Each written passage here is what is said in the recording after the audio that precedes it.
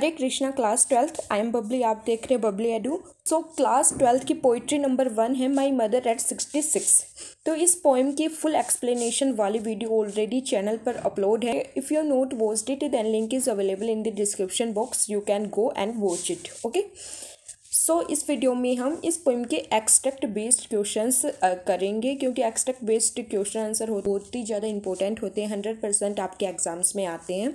तो उनको देखेंगे, क्योंकि जो पूरा आप एक्सट्रैक्ट एक बार रीड कर ले तो पूरी पोएम आपको समझ आ जाती है, आपका कंसेप्ट क्लियर हो जाता है। तो मुझे नहीं लगता आपको कोई फिर डिफ़िकल्टी होगी, कोई दिक्कत आएगी। तो बिना टाइम वेस्ट के वीडियो को स्टार्ट करते हैं। Read the extract given below and answer the questions that follow. तो फर्स्ट स्टैंजा रीड करते हैं। Driving from my parents home to Cochin last Friday morning I saw my mother beside me, doze open mouthed, her face ashen like that of a corpse. Question number 1 है इसका, name the poem and the poetess. Poem का name बताना और poetess का। Poem का name क्या है? My mother eight 66 और पोइटेस का कमला दास। तो ये आपको हर पोएम का नेम और उनके पोइट का नेम आपको याद रखना है, क्योंकि एग्जाम्स में ही 100% आता है। क्वेश्चन नंबर 2 है, where was the poetess driving to. Question ये भी बन सकता है कि ड्राइव कौन कर रहा था? कौन कर रहा था ड्राइव? पोइटेस ड्राइव कर रहे थे और उनके साइड में उनकी मदर बैठी थी। तो वो कहाँ जा रहे थे ड्राइव करके? The poetess was driving from her parents home to Cochin airport on a Friday morning. तो पोइटेस कहाँ जा रही थी? अपने पेरेंट्स होम से कोचिन एयरपोर्ट जा रही थी वो फ्राइडे मॉर्निंग को। क्वेश्चन नंबर 3 है, what did she notice about her mother. उसने अपनी मदर के बारे में क्या नोटिस किया? The poetess notice that her mother was sleeping with her mouth open and the mother's face was very pale just like that of a dead body. तो क्या notice करती है पोइटेस? जो उसकी मदर उसके साइड में बैठी थी तो वो सो रही थी, उसका मुंह खुला हुआ था, ओपन माउथ था उसका, और उसकी मदर का फेस कैसा लग रहा था? बिल्कुल पेल लग रहा था, बिल्कुल डल, कोई एनर्जी नहीं है, जैसे कोई डेड बॉडी लेटी हुई है ऐसा लग रहा था, just like of a dead body. Question number 4 है, why was her mother's face looking like that of a corpse. Poetess की मदर का फेस ऐसा क्यों लग रहा था? Her mother's face had lost all its glow and colour of youth due to ageing, it looked pale, faded and nearly lifeless.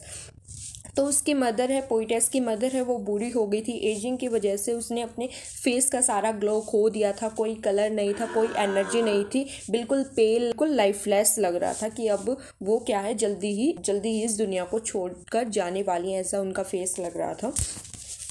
Question number 5 है, identify the poetic device used in these lines. तो ये stanza दे रखा है, इसमें आपको poetic device बतानी है। तो एक बात बता दूं आपको कि हर पोएम की आपको पोइटिक डिवाइस बिल्कुल ध्यान से देखनी है, अच्छी तरह समझना उनको, और राइमिंग स्कीम भी आपको हर पोएम की पता होनी चाहिए। लेकिन इस पोएम की कोई राइमिंग स्कीम नहीं है, क्योंकि ये फ्रीली वे में लिखी गई है, तो इसलिए इसकी कोई राइमिंग स्कीम नहीं है। आंसर है, simile has been used because the colour of the mother's face had been compared to that of a corpse. तो क्या पोइटिक डिवाइस यूज़ की है इसमें? सिमली। तो सिमली किस लिए यूज़ करते हैं? जब किसी चीज़ को दूसरी चीज़ से कंपेयर किया जाए। तो यहाँ पर जो पोइटेस की मदर है उसको किससे कंपेयर किया गया? कॉर्प्स, डेड बॉडी से कंपेयर किया गया है। तो लाइक आ जाए, एज आ जाए, तो वहाँ पर क्या होगा? सिमली होगा, जिसमें दो चीज़ों का कंपेरिजन होता है। ओके, तो ये स्टेंजा 1 के क्वेश्चन आंसर थे। स्टेंजा 2 रीड करते हैं। And realized with pain that she was as old she looked, but soon put that thought away and looked out at young trees printing the merry children spilling out of their homes. तो stanza से related है first question, what worried the poetess when she looked at her mother.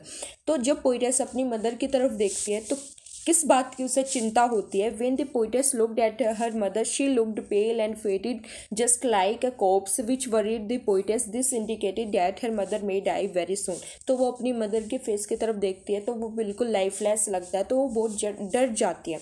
तो ये face क्या indicate करता है? कि वो बुरी हो चुकी है, इतनी बुरी कंडीशन उनकी हो चुकी है, तो ये इंडिकेट करता है कि जल्दी ही वो इस दुनिया को छोड़कर जाने वाली है। क्वेश्चन नंबर 2 है, why was there pain in her realisation. उनके रियलाइजेशन में पेन क्यों है? The poetess felt pain in her realisation because she would not see her mother again as she may die soon. तो किस लिए वो pain feel कर रही है? पोइटेस पेन फील इसलिए कर रही है क्योंकि अगर उनकी मदर इस दुनिया को छोड़कर चली जाएगी, पोइटेस को छोड़कर चली जाएगी, तो वो दोबारा उनको कभी नहीं देख पाएगी, तो इसलिए वो पेन फील करती है। Identify the figure of speech used in these lines. तो इन लाइन्स में आपको पोइटिक डिवाइस बतानी है।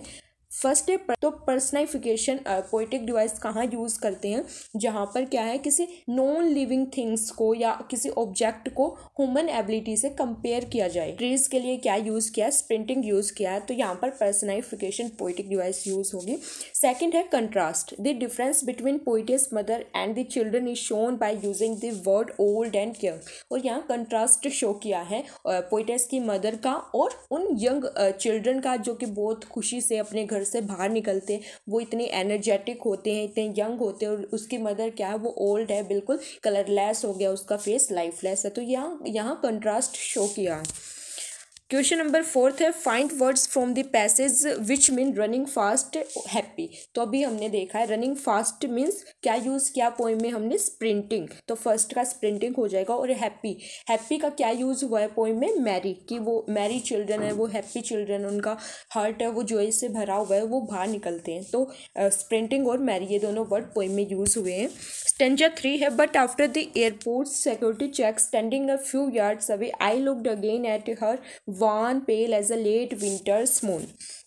फर्स्ट क्वेश्चन है who went for security check and who is her in the above lines. तो सिक्योरिटी चेक के लिए कौन जाता है और हर किसके लिए यूज हुआ है इस लाइन में, तो देखते हैं। The poetess Kamala Das went for security check at the airport, her in the above lines refers to the poetess mother. तो कमला दास जाती हैं सिक्योरिटी चेक के लिए एयरपोर्ट पर, और हर किसके लिए यूज हुआ है, पोएटेस की मदर के लिए। क्वेश्चन नंबर 2 है what does the poetess compare her mother's face to and why.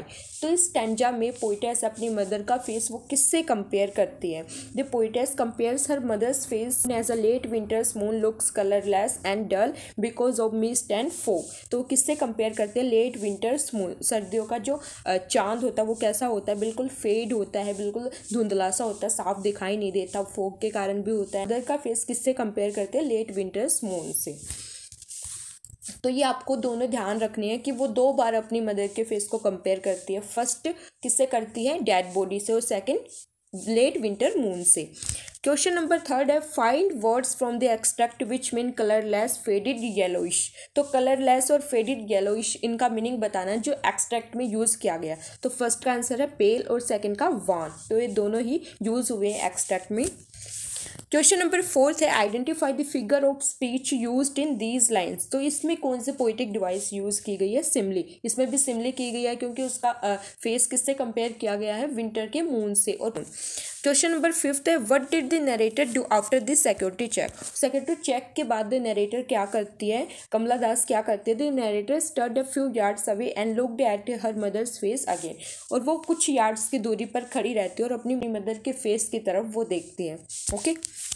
Stanza 4 है felt that old familiar act my childhood's fear but all I said was see you soon अम्मा, all I did was smile and smile and smile.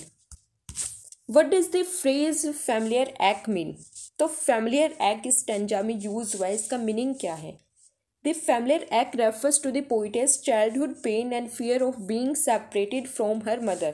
तो ये जाना पहचाना उसके childhood का दर्द है, उसके क्या है, बचपन का पेन है अपनी मदर से बिछड़ने का, यानी चाइल्डहुड पेन को क्या रेफर किया, फैमिलियर एक्ट।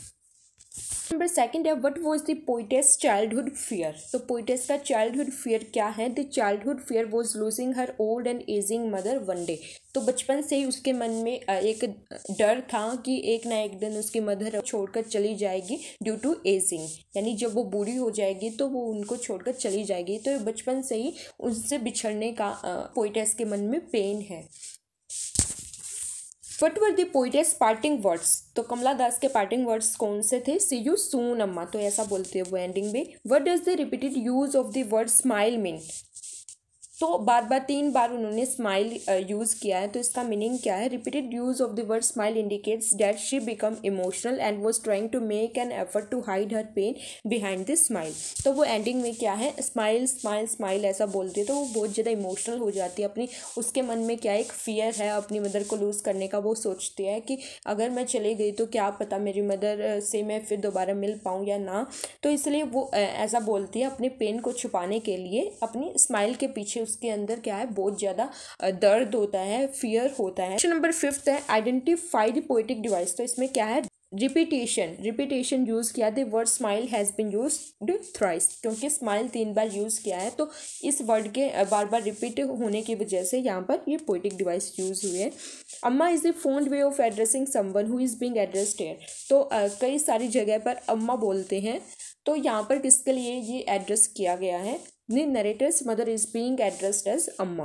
तो नरेटर ने अपनी मदर के लिए अम्मा एड्रेस किया है, वो अपनी मदर को अम्मा बोलती है। ओके, थे कुछ क्वेश्चंस इस पोएम के एक्सट्रैक्ट बेस्ड क्वेश्चंस थे। आई होप ये वीडियो आपके लिए कुछ हेल्पफुल रही होगी।